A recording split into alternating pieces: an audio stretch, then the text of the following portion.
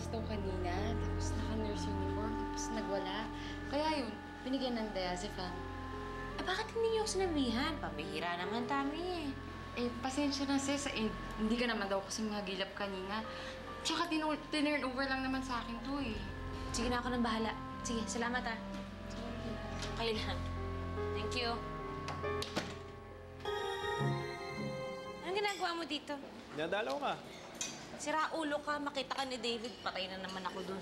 Di sabihin mo. May ba akong dinadalaw? Dinadalaw ko si Nanay Rose. Kamusta na ba si Nanay Rose pala? Ayos naman. Sinira ka na pampatulog kanina kasi nagwala daw kanina. Sarap, di ba? Sira ulo ka talaga kahit kailan. O, kumain ka muna. Hati tayo. Ba't hindi ka naka-uniforme ngayon?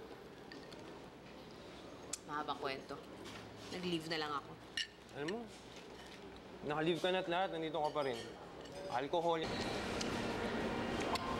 Kakainin mo ba yan? Kaya, no? Aray! Ba? Nangingialam eh. Takaw-takaw. Sino ba tinatawag mo? Di naman sumasagot eh. Si David. Buwisit ako, hindi ko siya makontak.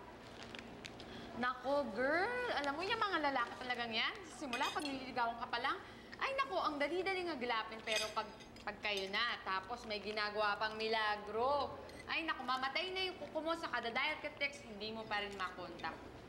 Oo nga. Naiinis na nga ako eh. Nung isang araw lang, ang saya-saya namin. Pwede namin sabihin sa isa't isa lahat na nangyayari sa amin. Tapos biglang ngayon, biglang distant na siya sa akin. Biglang naging sarado siya sa akin. Kasi eto namang stepsister na si Clarissa, kung ano-anong inuudyok sa akin. Kaya siya may sikreto daw si David or ganyan. Hindi naman ako naniniwala syempre ng una. Pero ngayon, parang nagdududa na ako. Parang konektado yung mga sinasabi ni Clarissa sa nangyayari ngayon kay David.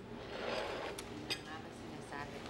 Alam mo, Jane, ba't di mo na lang kaya tanungin yung pinsan niya, oh?